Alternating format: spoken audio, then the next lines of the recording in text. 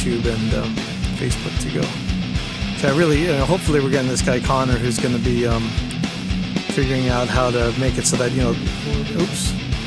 the waiting room and everything works. There we go, so I can hear it myself. So that is definitely working. Just spam this a little bit more. Hello? How to... Oh, I mean, I just... I'm about to send you the video link right now. So that's going to your messenger right now. Yeah, it'd be cool if you did. Yep. Or like plug into something? Yeah, we're having our newest programmer on. Yeah. I mean, it's not so much just the Zoom thing, but just the show, share the show. That's what I'm sending you right now. Yep. Talk about the plugin you dropped. Yep. Unity integration. No, not that yet. Yeah. And well, really what I want to show people is how to interact between developers and users. Well, normally you don't get a chance to talk to the developer, and so you just got to use what they gave you, and that's it. So, all right. Yep. Oh, okay, great. I'll take a look. All right. Cool. All right. Sorry about all that. That's another chunk to cut off the beginning of this thing, right? Okay, you still there? Yeah, I'm here. So let's see. Let me just get to. It's gonna be a little bit before Scott gets on here. So what I want to do, I just want to check, so I can make sure that I'm watching the Zoom all the time, so I know who's in. Yeah, there we go. There we got Zoom. I can see myself now. Yay! Now it's recursive. Yeah. All right, recursion of recursiveness. How do I? So if somebody shows up, it should come up on here. Okay, so let's see. I think we're going. I see people watching. Hey, everybody out there, whoever's out there. Okay, so welcome to dropping in at Pipeline Audio. This is number 94, and this is how to do tech support. So last week was how not to. So this week hopefully we're going to have something a little bit better. Oh yeah, hey Tom Jump. Now that's awesome. Look, we got a celebrity in the audience right here right now. Yeah, this didn't cut off anything. This is live, dude. Sorry. Yeah, I meant to. Okay, so today I have Mark Langer. Is that right? Is that how I say it?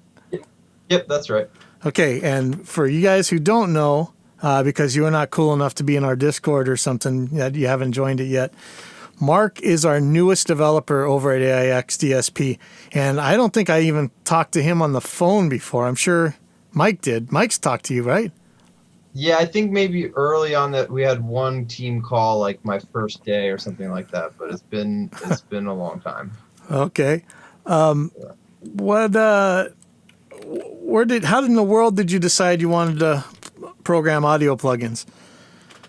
That's a good question. I've been into music, since I was like 9-10 years old. I got into recording and making music on the computer in high school. I had Reason 3 on my laptop in, must have been 2006 or something like that.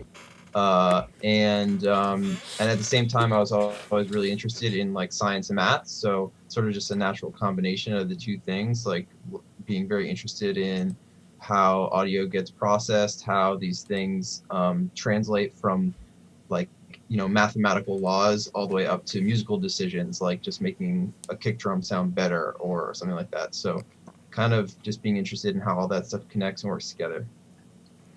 So you do definitely have like a music and audio engineering background, and it sounds like you got some interest in DSP, which is seems pretty rare most of the time. You think all the plugin developers would, but they don't for the most part. Yeah, that's interesting. I don't know too much about what other developers know or don't, but yeah, definitely interested in how these things get processed. And there's some really cool, like, wild math that when I learned about it, I didn't expect it to like be that way. But I was like, oh, this crazy thing that I like learned in a math class in college is actually like how filters get designed, which is wild. Yeah. And so you took Chuck's programming for musicians course, right? I'm sorry, I'm not sure what you're referring to. Matt Cat, he had yeah. How did we find you, or did Dave find you? I responded to something on the Juice Forums website. Oh, okay. So you didn't come from Chuck's class. So how did you learn? I don't think so. How did you learn C++ Yeah. and stuff? I started kind of on my own a little bit before I linked up with you guys. I had been just like toying around making some plugins in Juice. I think I had 2 plugins that both were pretty broken for reasons that I now understand. Thanks to Dave. Shout out to Dave. But I learned the basics of kind of how to get things set up. I had learned some like JavaScript and other sort of web programming before in other languages, but really I was kind of just like fishing around in the dark for a while, trying to make plugins. And there's some great stuff on the Audio Programmer YouTube for the basics, and just kind of like getting started was really, really helpful for me. I think that's where I ran into Chuck right before he started doing. So he's got a class that really gets people introduced to C++ and mostly in the context of Juice. Oh, that's awesome. Yeah, I mean it's great, and it was. Who is Chuck? Is that someone you know? He's got a company called Matt Cat. He makes an app called Cordy, which is cool. which are really handy. Our teachers use it and stuff. Here comes Scott Veenstra. Hey, Scott, I don't know if you can hear us and hear you. Uh-oh. I don't see you talking. Are you there, Scott? All right, I guess we broke him. We'll see what he says. He's been on before. Let's see. Let me make sure where I'm messing it up. Scott, I see you. I don't hear you. Let me just tell him that. So yeah, this is just something I'm really. It's always in the earliest days, man. Like back in the Reaper days, we were finding ways of trying to help early podcasters solve these exact problems. And back then you might have Skype that you could have people call in, but even then it just never worked. We begged Skype to add ASIO support and stuff, but no luck. Okay, I'm not sure why we're getting Scott or we're not getting Scott, but so what were you doing before this crazy pandemic? Well, I played trumpet with a pop soul band called Lawrence, and we had been doing tours like going out for 6-7 weeks at a time, coming back for a little bit, and I was doing that and tutoring math and physics. Oh wow!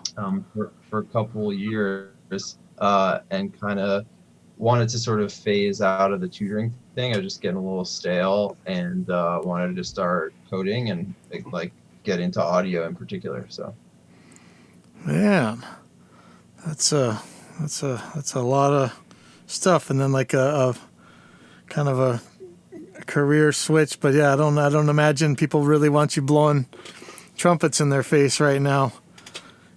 Yeah, totally. I mean, the whole, obviously, as you know, the whole world of live music is just waiting until everyone's vaccinated, basically. So. Yeah, well, we'll see how that goes. We've been doing the quarantine concerts over here, so it's well set up for that. So luckily for that side of it. Scott, I have no idea what's going on with you. Can you hear me yet? Oh, now we see you. Okay. Can you hear us? Me too? I can hear you and I can see you. All right. Awesome. Hi, Mark. Hey, how's it going, Scott? All right. Nice to meet you. Good. In a different way, I guess. Yeah, exactly. No, it's good to be face to face.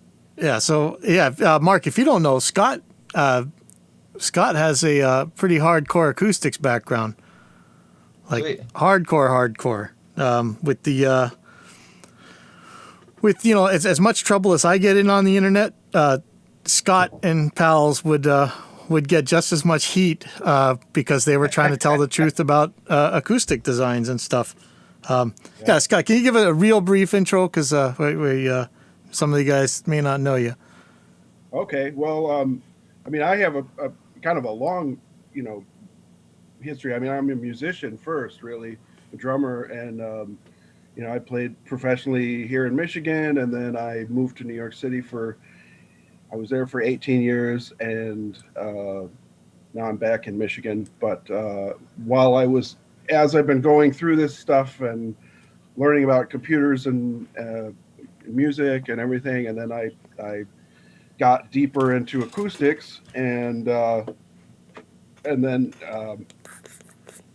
just studio design and all the different things I was working on, and then Ethan hired me to be an acoustics consultant for his company.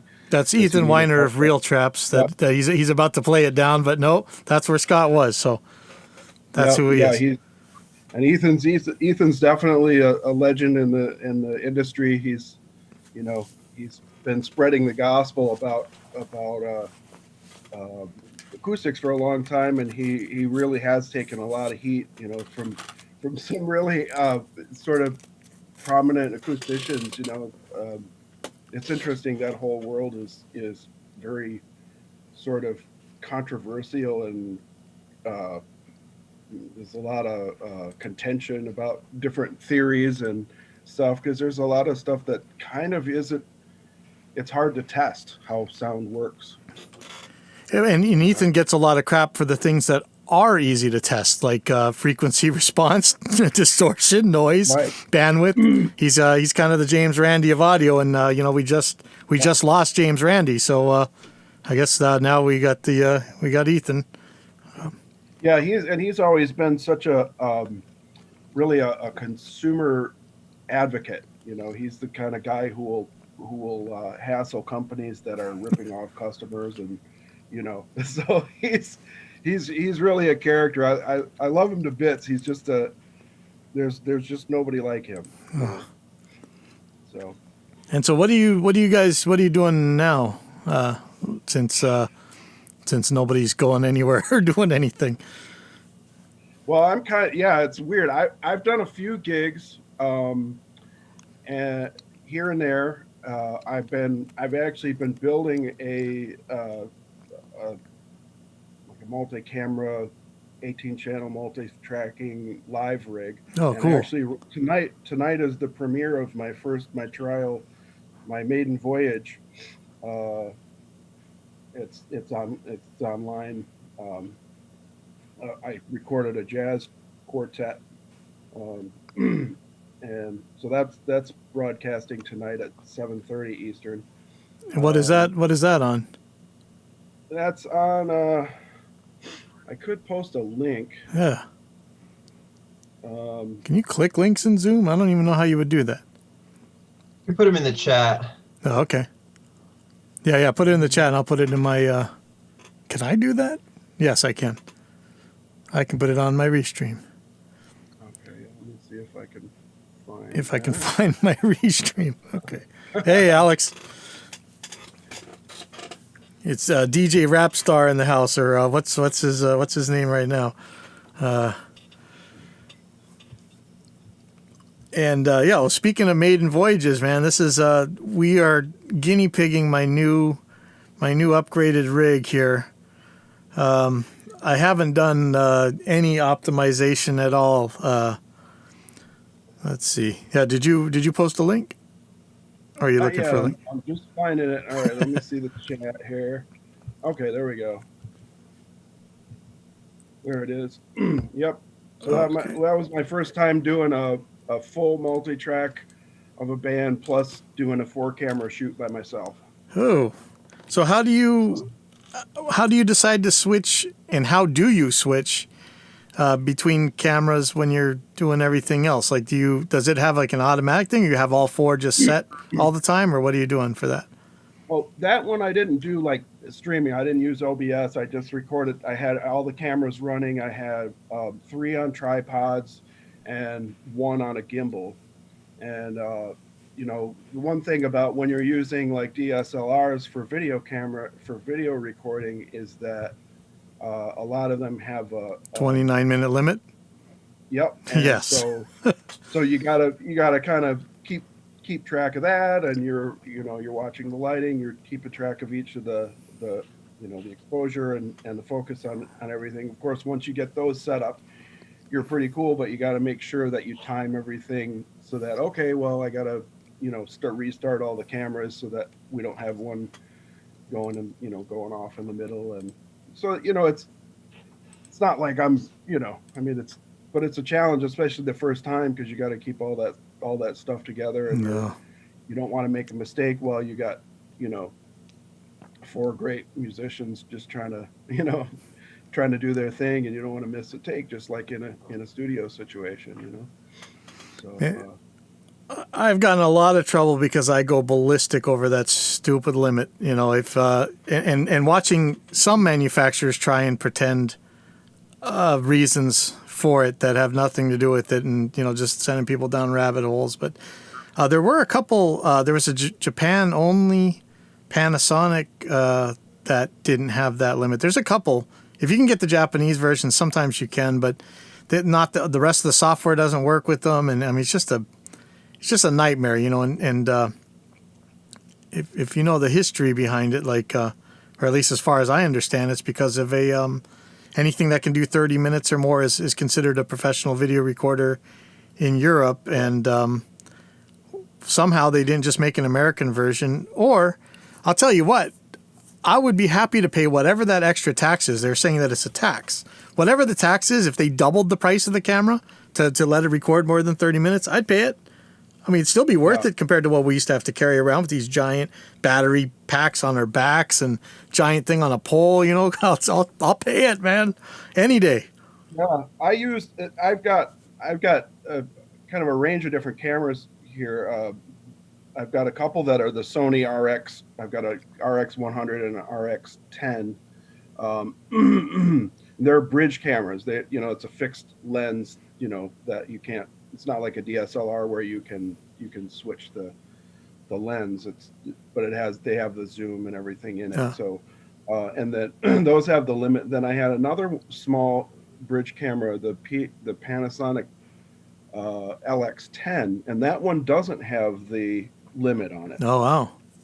And then I've got a Sony AX500 or A6500 coming, and I've heard that there's a hack you can do to get past that limit. But then I think the A6600, they've got rid of that limitation. Awesome. So I don't know. It seems like there's some movement toward that with some newer cameras, but it only took 20 years, I guess. But that's I'll take it as soon as it shows up. Yeah. What were you recording with? I have a Behringer XR18. Okay. And I'm pretty happy with the way that records. Oh yeah. I got in so much trouble for testing the thing and showing that it runs just fine. I have one for the kids' shows, but I wouldn't hesitate it if I needed a 16 to 18 channel recording right now. I would take it out and go.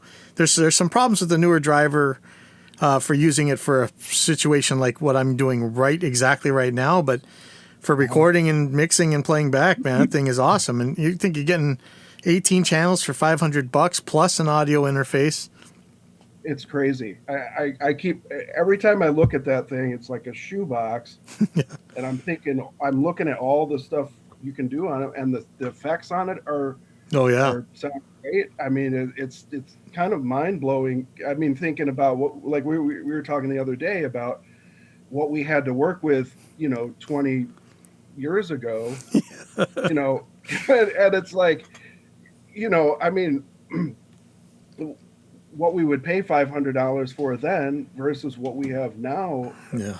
it's unbelievable, really. Yeah. And and if you listen to that recording, I think I mean, I was recording $100,000 Steinway Grand, and the drums. This guy's cymbals. He's a kind of a cymbal freak, So he's, I mean, this guy has so many cymbals, and they're all like really, I don't know. He's just kind of known for being a cymbal freak, and so his cymbals are just absolutely beautiful. So and I feel like they all of that stuff really comes out beautifully, in that with the recording on this Behringer thing. Yeah. I mean, I've had Behringer stuff before that I wasn't too happy with, but no. Yeah, it's mind blowing. We did a couple shows where we actually did apples to apples tests. That's still up on my website. There's charts that actually test noise and distortion and frequency response and everything. And that's a quite capable unit. It was slightly noisier than at the time. I had a Midas X32, or what do they call it? Midas M32. Mm-hmm. But the frequencies and stuff is. I mean, I guarantee you, man, I'd be surprised if anybody could ever tell the difference between the two, unless you were really cranking something super quiet and playing, really had it up loud where you could hear the noise. And even then, it wasn't that much more. It was the tiniest bit. So, yeah. Isn't it? It's like lower than an SSL desk, though, isn't it? On the Behringer. Probably. I was looking that up. I didn't check. It's been a long time. I mean, I remember, you'd have all this argument between console manufacturers about, should we sum the 8 buckets at a time to keep the noise down, or should we sum them all at the end to keep the noise down? And then you got parallel uncorrelated noise and stuff. And now we're just like, yeah, none of that stuff's there because it's all inside and there's no crosstalk and there's nothing else. So, right, yeah. I was on a forum, and people were talking about that. Oh, well, you should get the Midas because it's lower noise. And I was like, well, how much lower noise is that, and how low a noise do you really need? I mean, and that's when I looked it up to see what the noise was on an SSL or some of these other big desks, and that was what came up. It's like the noise on those was higher. So I mean, how low noise do you need, really? Yeah. So one of the things I was trying to do today was get Jim Roseberry on here. He's my favorite dog guru. Mm-hmm. You know Jim, right? Yeah, I don't know him well, but I know who he is. Yeah.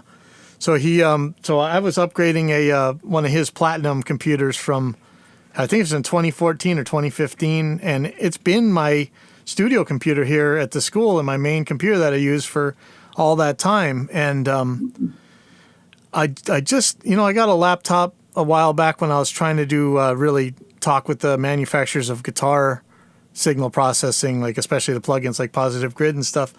And I needed a laptop so I could try to do some live stuff. And I was kind of blown away that my laptop, as much as everybody hated laptops for audio back in the day, was it was murdering the studio computer. But still, yet I was doing fine. And then I just recently got a new laptop with like an i7 10 series, and I was working on mixes at home. And then when I bring them to work, I couldn't even play them unless I set the latency like super high. So I was like, I can't have my laptop faster than my desktop, so I've been upgrading this thing, and it's not like before when you could get on Google. We said it a lot of times in here. We're kind of leaving the information age and entering the hyperbole, clickbait, and spam age. So when I was trying to Google exactly what I wanted to do, not that this is critical, because back in the day, man, it was so critical what parts you got, and everything could just mess up because you got one component that was so slightly different and you really needed to tweak everything. You don't really need to do that anymore, but still yet, I was pretty confused and I wasn't really getting the information I needed. And so I had to hit a real expert like Jim or Vin Carigliano over at the Dawbench guy.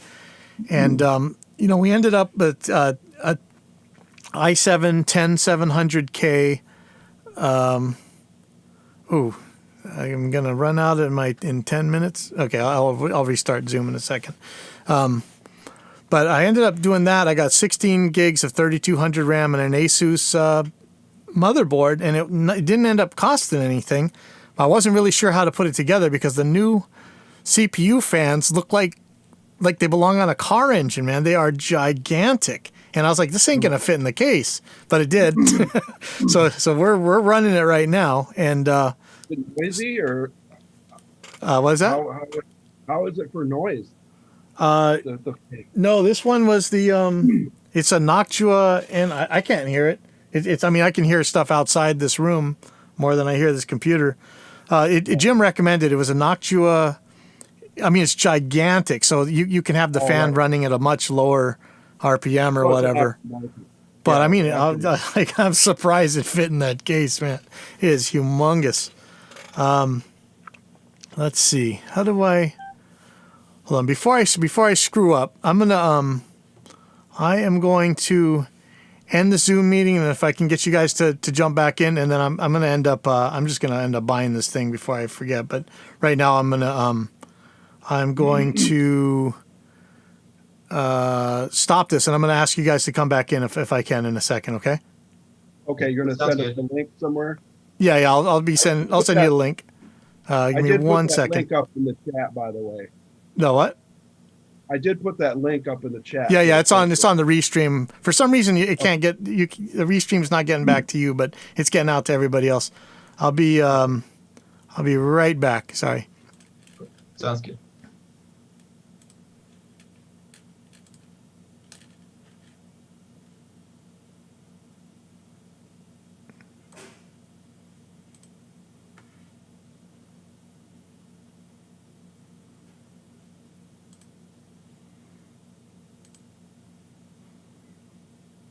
Yeah, sorry everybody for the dead time. I didn't realize there was a time limit on Zoom, so I'm going to be buying the real version of Zoom. It's more than worth it.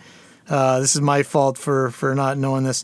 I was going to try and crank calls, cold calls of people on Messenger, but anybody who's on Zoom is not going to be able to hear the Messenger, and the Messenger guys aren't going to be able to hear Zoom. And it's just going to be what they say in Ghostbusters. It'll be cats living with dogs, and it'll be anarchy. So can't really have that. So I'm getting everybody back into the Zoom. And 1 second, make sure I'm getting the links up right. Sorry for this brief intermission right here. And for you guys on Discord, let me put a new Zoom link in there in case you guys want to get on here. So there's your Discord link. I think the Facebook guys got it, and let me see if everybody's back in. I think they're waiting. Oh wow, look at that! It actually worked. Okay. So anyway, you guys can hear. Everybody's hearing everybody. All right. Yeah. So the other thing is, So I guess Jim said that I can lock all the cores. I'm terrified of overclocking. I know everybody does it now and everything, but I didn't. On the Reaper forum, they're talking about overclocking the memory. That sounded absolutely terrifying to me. So I won't be doing that as far as I know. But Jim said that I can lock all the cores to. I can lock all the cores like they're showing here to 5.1 gigahertz, which sounds absolutely insane to me. So my last one was a i7 3770K, which was, I think, the top performer at the time pretty much. But if I can do 5.1 gigahertz, that's kind of crazy. So I don't know, what do you guys, Mark, you're one of those crazy Mac people, right? Yeah, I'm running a Mac Mini as a desktop at the moment, and I have an old MacBook Pro laptop. So I have my eye on some upgrades sometime soon, but for the most part, it gets the job done. If I run too many plugins on the Mac Mini, I start to run into problems. But. And is that the Mac Mini with the ARM on it, or is that something else? No, I think it's still the old processor. Let me find out. I'll let you know. Yeah, it's a Intel i5. Okay. So Yeah. Justin has been kind of, I think it was kind of stealth for a while, but I know the cat's out of the bag now. He was making sure that Reaper was ready for ARM, and I guess it's been running on ARM for quite a while now. So I didn't realize that. So that's kind of it's kind of crazy. It's, to see. I heard like Nvidia's making their own CPU possibly, and I mean things are going crazy right now. Yeah. Scott, are you running a Ryzen or an Intel or what? I honestly, I'm dealing with. I have a a laptop with a fifth generation i5. That's right now my most powerful machine, or my most powerful laptop, and then I have an iMac, a 2012 iMac with that's got a third generation Core i7 quad core. Yeah, that's what I was running in here until just 2 days ago. It's just crazy how powerful stuff is. Like you could talk about a first generation i7 is still, if you look at the albums on my wall, man, that thing is 1,000 times more powerful than what mixed all those. So Right. we're just spoiled, man.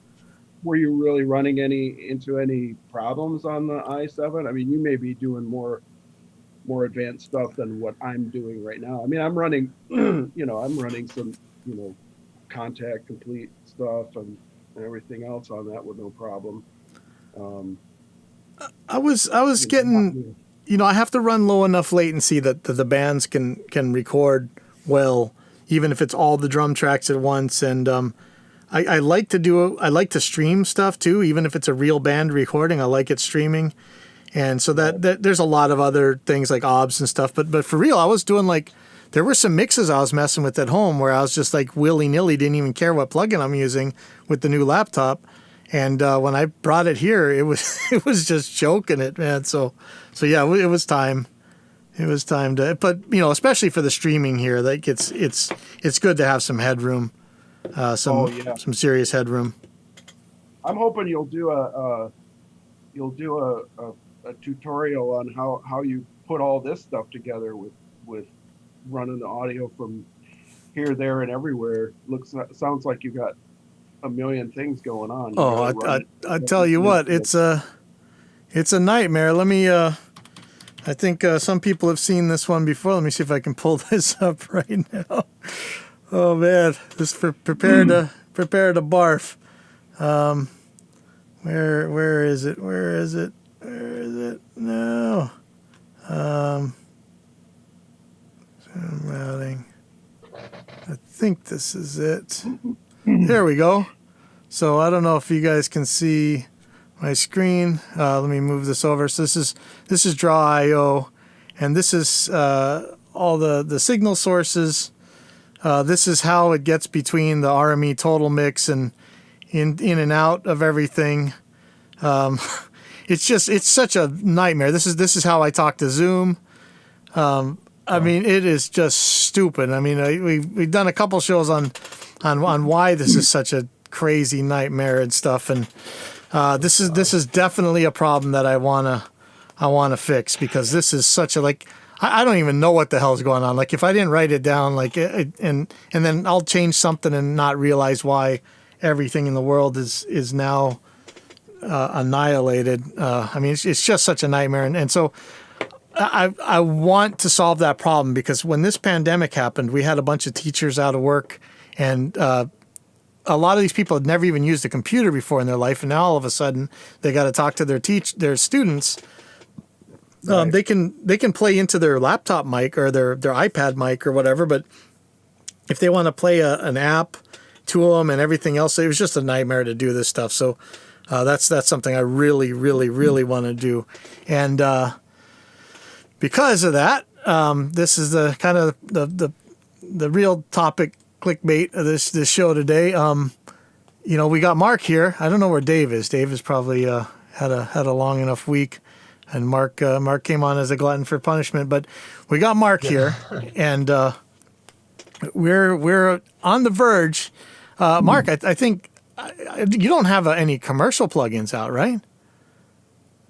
No, this would be the first one that goes up for sale. So this is a big deal. This is going to be Mark's first. Once upon a time, a billion years ago, people actually knew who I was in the DAW world, and had he been releasing this back then, it would be to a lot of fanfare. Hopefully, there'll still be some, but I mean, this is a big deal. Like this is like imagine if you're a musician, this is like putting out your first record, and not just putting out For your first sure. record. This is putting out your first record, and knowing that it's going on the radio. That's what this is Yeah. going to be. So This is exciting. I'm definitely excited about it. yeah, this is it's got to be a killer thing. So this first one here is in our tradition of naming things for the most part exactly what they are. Like we got a bunch of crap for naming multiband gate, but it's a multiband gate. So this is a dynamic EQ, and it's called dynamic EQ, and I pretty much we just wanted an EQ that our users could have used following our paradigm, and they could trust us. But we wanted to make sure that it kind of fit how we're doing the other things, and I had a couple little twists that I wanted to have on there was a lot of multiband gate version 2 stuff that I was trying to think, how in the world are we really going to fit this into the multiband gate paradigm? And with this dynamic EQ and another plugin that's coming up soon, I think we can leave multiband gate to do exactly what it's doing, and actually improve what it's doing, but not mess with its paradigm. And so dynamic EQ is going to take on some of that. It's going to handle your traditional EQ stuff as well, but it's also going to actually going to handle your dynamic EQ stuff. I'm really hoping that because this thing has a hold control in it, that this is going to make a much better de-esser than the de-essers that we've had in the past. There's other uses for this because it's going to have both an upward and downward expander.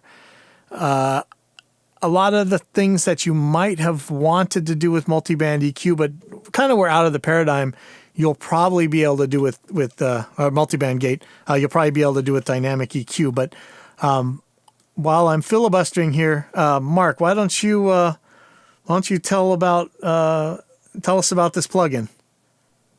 Yeah, I mean, I think you covered most of it. It sort of does the sort of canonical stuff that most other dynamic EQs do. I think that the biggest sort of like upgrades are the flexibility of setting the detector source per band, which I know was something that you really emphasized early on. Yeah. I don't think a lot of other, I don't know if the other dynamic EQs that I've seen, the F6, the TR, et cetera, allow you to do that.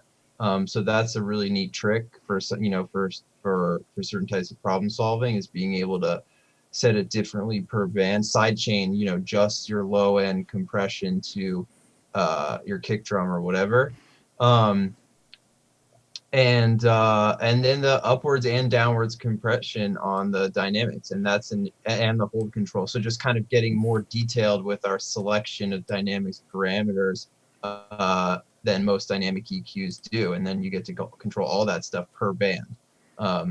So I think that having that kind of like per band detailed control is going to be makes this unique. And is really cool, and they're all your ideas. So, so thanks to Aaron for being picky about what he wanted. Well, you guys got to figure out how to get it to run. So that's the real trick. I could come up with ideas all day long, and multiband gate kind of existed for a little bit more than 10 years without actually being out there and usable, except for as a kludged together Reaper project with a bunch of JS plugins side chained into each other and stuff. So. Having an idea is one thing. Being able to implement it is a whole nother story, and that's why I really wanted to have you and Scott on here at the same time, because just like the way Reaper was developed, we really, really tried to just sit there with the end users and not hey, here's your tool, you're going to use it and you're going to like it, or else too bad.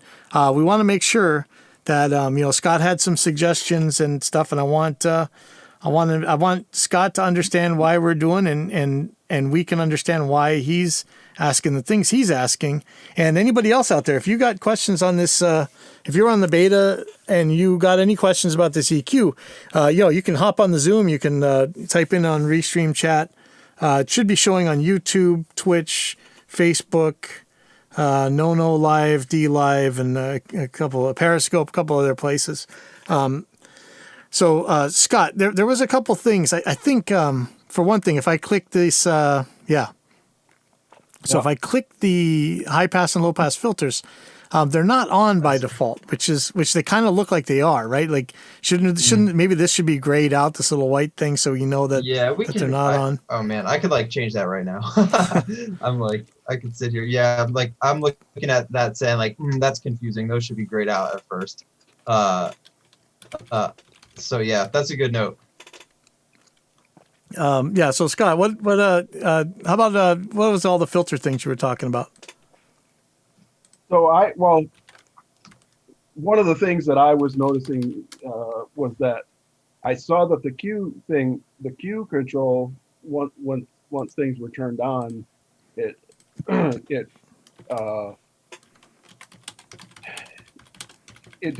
didn't seem to work. And then I didn't realize that you had to just go a lot further, move the mouse cursor a lot further to actually get it to change. And I didn't realize also that it was that it was only three different filters rather than a continuous variation. So that was a little bit confusing to me coming on, looking at a new plugin and not having a manual. I mean, if I get a new plugin, I like to be able to work the controls and go, oh, that's what it does. Oh, that's what it does. So it's about being intuitive. So that was one of the comments that I made. Also, because I didn't know, I didn't totally understand, what was going on with those arrows. At first, I assumed that they were part of the key listen. And so I was trying to make it work with that, and it didn't work. So then once I realized it was high pass and low pass, and okay, now I see that it actually, what it does, and now I see that it actually works because I didn't think it was doing anything. So once I figured that out, then I guess my other thing was, because these are both white and they both look the same, I was thinking that maybe it would be better they look the same as these, but everything's great as the other band. You can't see what my mouse is doing. I'm pointing at the stuff with the mouse as if you can see that. So the other filters, what you're in because of a different color, but you don't know which one you're in, whether you're in the high pass or low pass filter controls, because they're the same color, and there's no label that says that what you're in. And also we have all of the compression controls up top that don't work at all. One suggestion I had was just to have those disappear, so that when you're in that when you're in the high pass or low pass, just have stuff that isn't enabled, just have it disappear maybe. That would help. To me, that would help sort of declutter the interface and make it more intuitive. I don't know, and others may disagree with me on that. It's just my. What do you think about these arrows here? You think they should just be your typical, like the inverted L kind of thing right there? Maybe that would make people understand it a little bit better. Inverted L, or like a man. How do I draw on the screen? Holy crap! I can't like even a little do it. high pass or low pass, like curve shape. Yeah, you know what I mean, like the ramp. You think that would make people? Yeah, that might work. Yeah. And then I think graying out the thing if it's off, and then turning it Yeah, white when it comes that on. actually, so I just took a look at the code, and the way that I set it up, because those high and low pass filters are not processing, they're off. Those controls should be disabled. I have a line here that says set those controls to have the same enabled state as the filter, but for some reason that's not loading right. So that's something I'll have to take a look at. Oh, okay. So they do color different normally, or they should. They should, those high and low pass controls, the draggable circles should be grayed out if the filters are off to start. Okay. You Well, know, so that would be big time. yeah, in general, the whether or not the control is grayed out is reflecting whether or not its corresponding filter is on and doing processing. And it's supposed to be linked up so that whenever it's off, the control is grayed out, and whenever it's on, the control is colored, or is bright. But for some reason on initialization, those high and low pass ones are bright colored, but the filter is off as it's supposed to be. So it should just something's funky there. Should be a quick fix.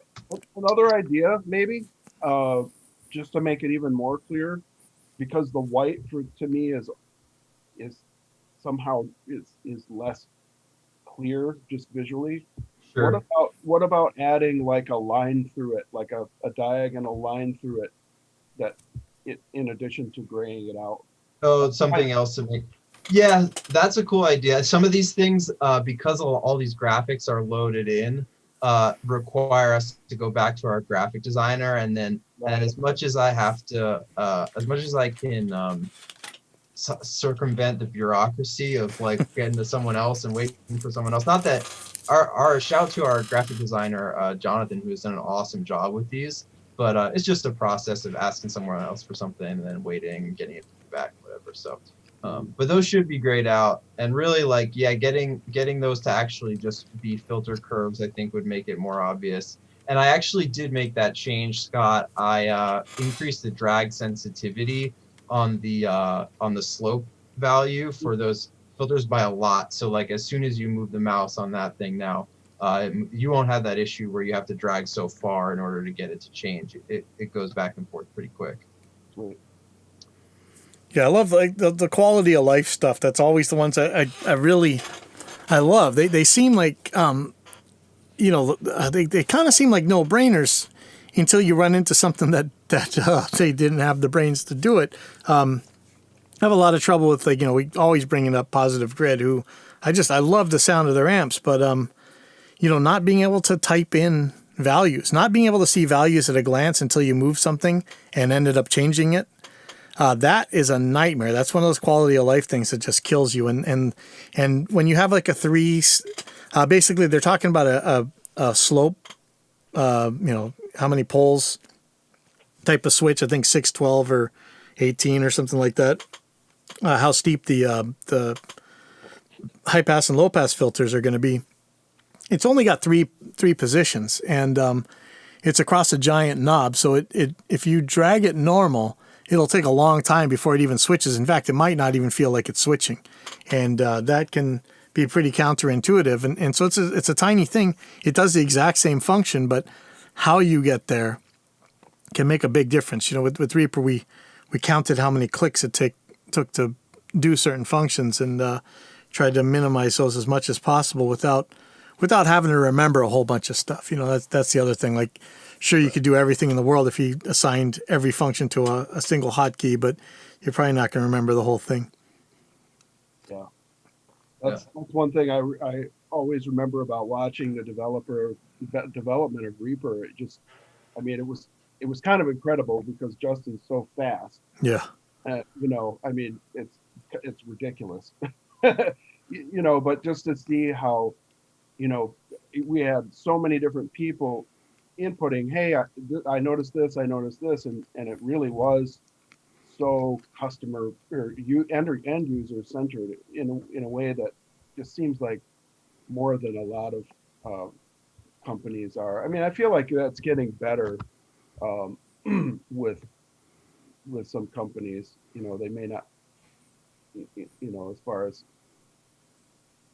I think probably Justin in the development of Reaper really put a fire under a lot of DAW developers, Yeah.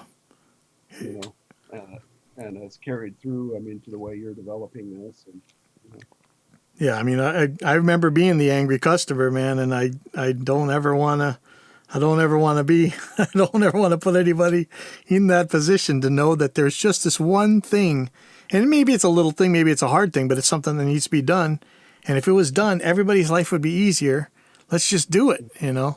So yeah, that's why I remember right at the time I was using Cubase, and you know, everybody was getting pissed at Steinberg right at that point, and that's when I switched, because really for what I was doing at the time, even the beta version was a lot of what I needed, and I knew it was going to get better. So then I started, you know, pushing it telling people about it on the Sound on Sound forums, and then it really kind of took off there. yeah, Some people really arguing about it, but yeah, oh yeah, there were a lot of people that were looking to get away from Steinberg at the time. I mean, it's better now after post Yamaha, but man, whew, back then it was like their hardware and their software. There were so many bugs that they just weren't fixing.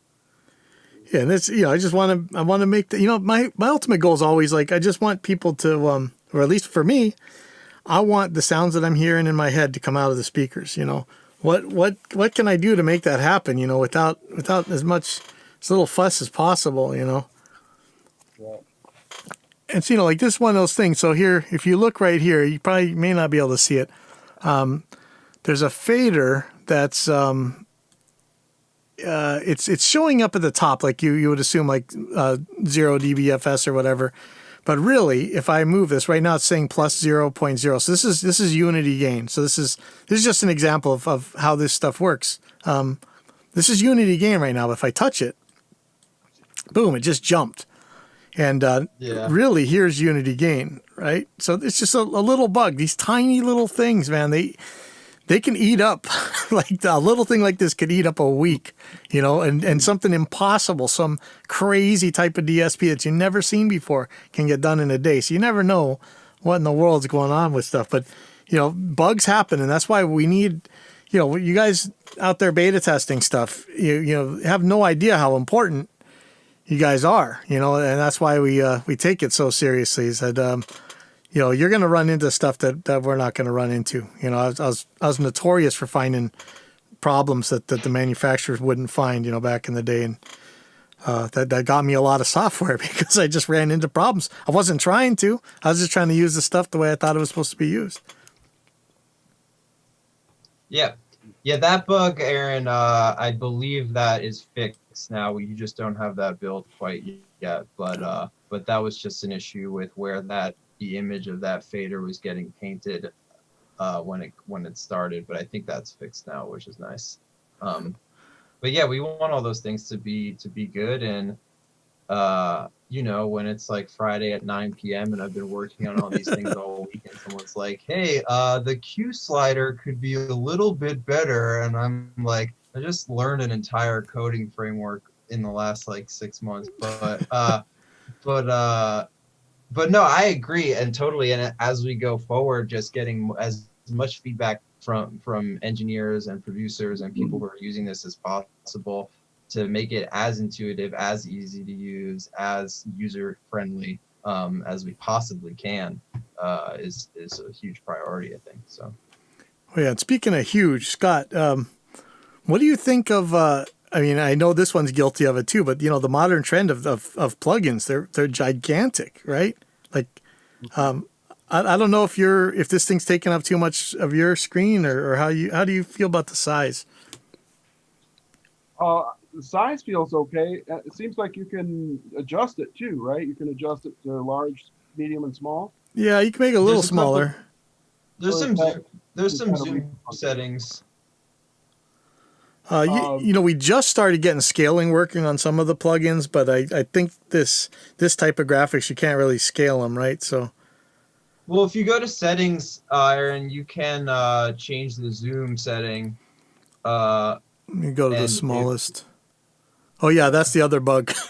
So if you click That's settings, still that's still happening for you? That's a problem. so here's, oh man, you can go even bigger. Look at that. Look at the size of that thing. But you know, at 75%, this it's not any bigger than like you'd see like EQ4 or whatever, right? That's great. That's great that you can, can zoom it like that. So I haven't really felt like it was too small or too big. I mean, at first I was having some weirdness in the earlier version, but no, it seems great now. I mean, I have a few plugins that are, it's like I can't really make them any smaller, and I Yeah. really wish I could.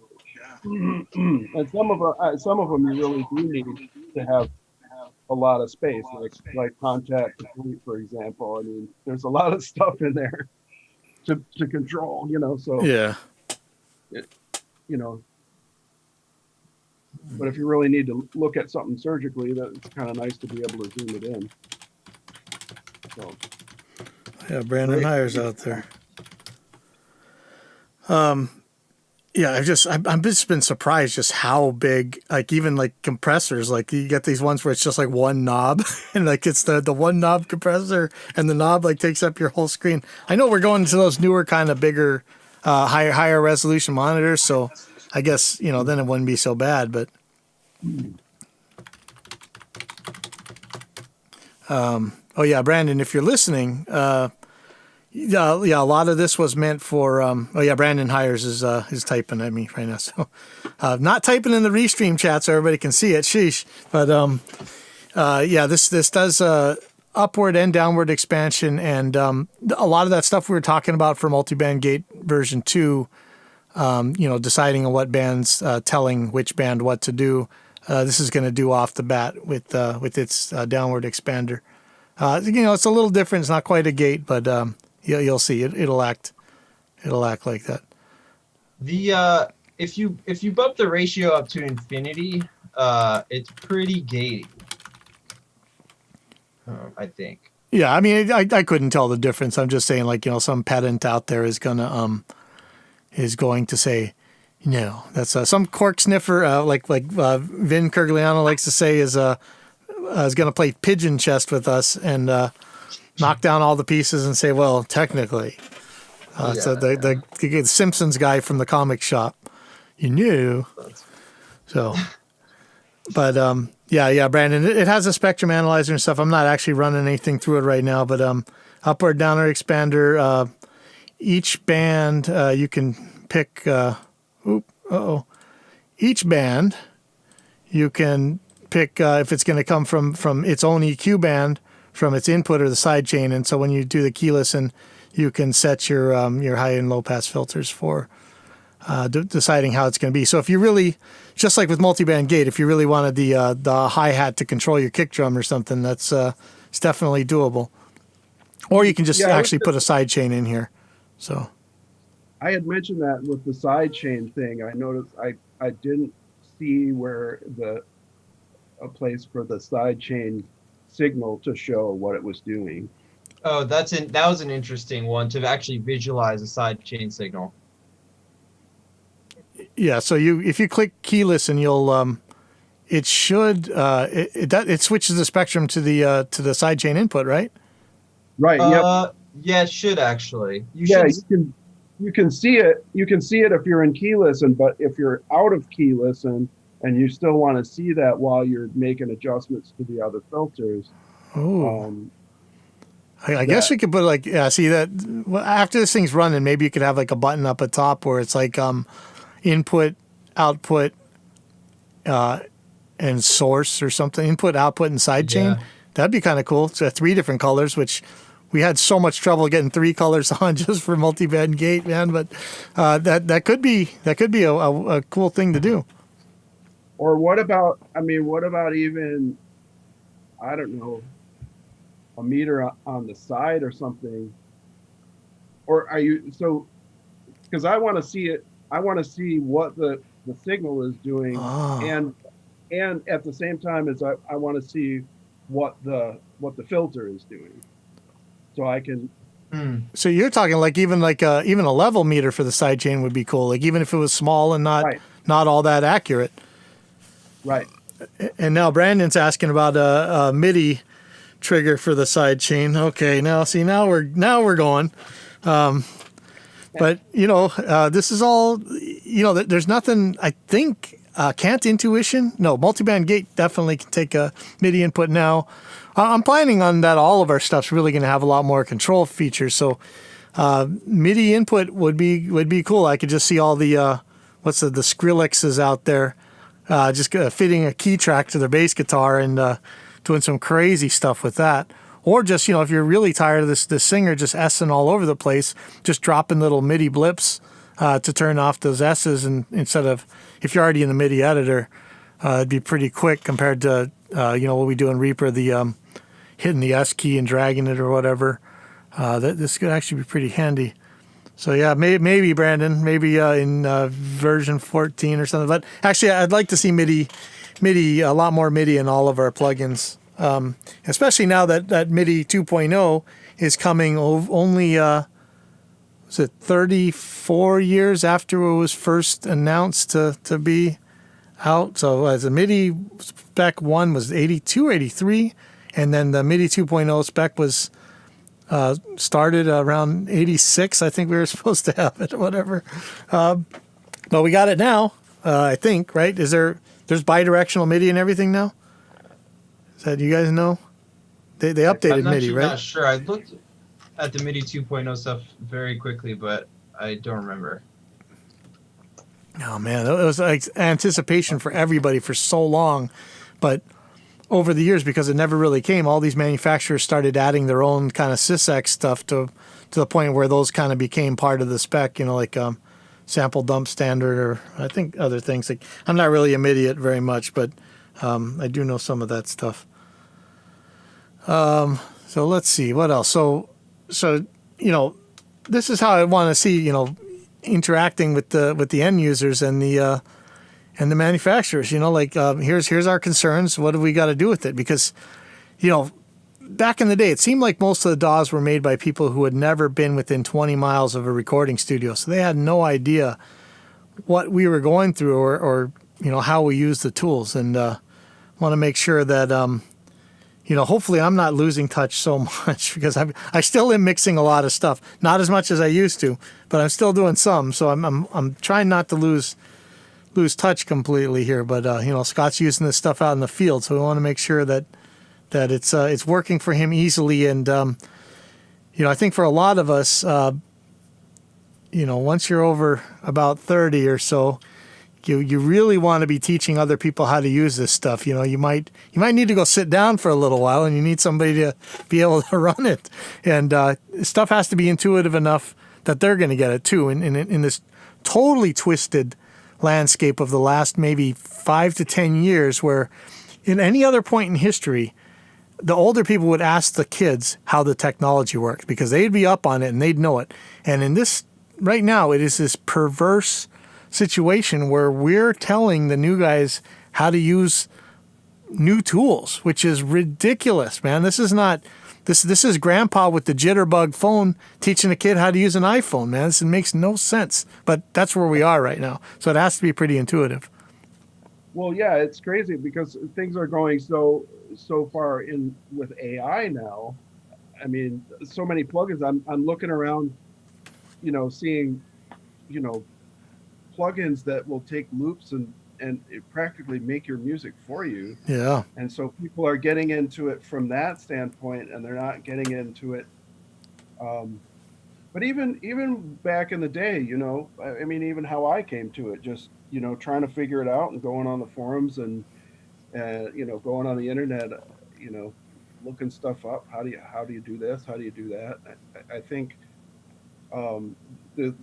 the learning curve is so steep with learning how to produce music, especially, I mean, first of all, we had band programs and stuff like that where people were really learning their instruments in school, and now not so much. Yeah. So it's a lot of stuff to learn. So I do think having interfaces that are really intuitive is important for the end user, but also, I mean, for marketing too, because you're just having so many people coming in saying, oh well, geez, I want to do this, and let me learn how to do this. Uh, and if it takes a long time to get your head around just one plugin, let alone the routing and Reaper and Yeah. or whatever DAW you're using. So I think it really is important. It is a kind of a weird thing. I feel like there's a lot of back and forth. I'm noticing this with young musicians coming in. I mean, I've been out in the field. I was in New York. I've played with some of the best players in the world. And but the music business is changing now, and so now I'm having to learn, like, I'm having to retool everything. Like, how do I do this? Because you can't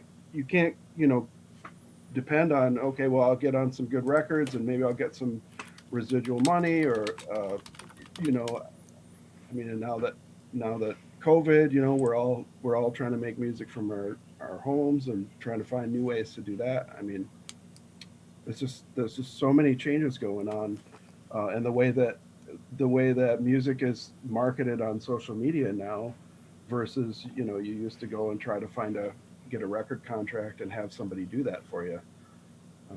Yeah, and staple flyers to a post.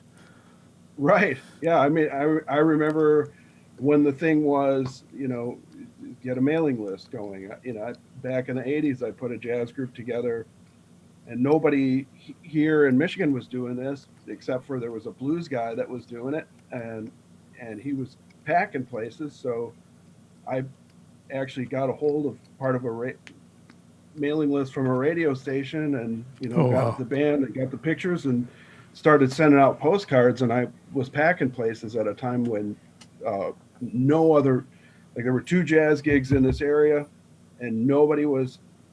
They were both getting ready to dump it because they weren't getting enough people. And then I came in and said, hey, give me a month to see what I can do. And I was packing the place, and then it changed the whole thing around. People were starting to hire jazz bands again in other places, because of that. So it keeps changing really fast now. No. Sorry to get off a topic a little bit. No. But I am about to run out on this Zoom thing, but I think we got everything up. Might have to do this again next week because I'm going to be up on my hour for my podcast anyway. So let's see if we can get together again next week. Hopefully, if you're around, Mark, and talk a lot more about this plugin. Yeah, absolutely. Hopefully those bugs will be fixed by then, and you'll have a version where the Zoom doesn't jump around, and your sliders are in the right place. So. Yep. Oh crap. Oh man, sorry guys. It just croaked on us. Wow. That just shut off. Sorry.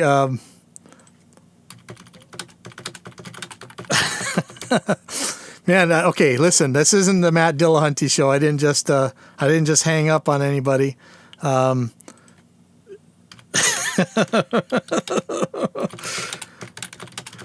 Okay. Oh yeah. Sorry guys. The new version is that new version. I think that version I have a beta for. I can put it out. I can put that beta in the Discord. Listen, you guys. So I got to go anyway because we're about to run out of time on this my podcast hosting. Please, beta testers, we really need you guys hammering on this stuff. So if you're interested in beta testing this and you're not right now, let me know. You know how to get a hold of me. pipelineaudio at AIXDSP. Just go to AIXDSP on Facebook or whatever. Or the normal places that you guys all torture me from. And that'll be it for this week. And next week, I'm going to try and get everybody back on. And hopefully, I've been saying this for more than a year. Hopefully, I'll have Jim Roseberry on because we have to optimize this PC. So I'll see you guys later.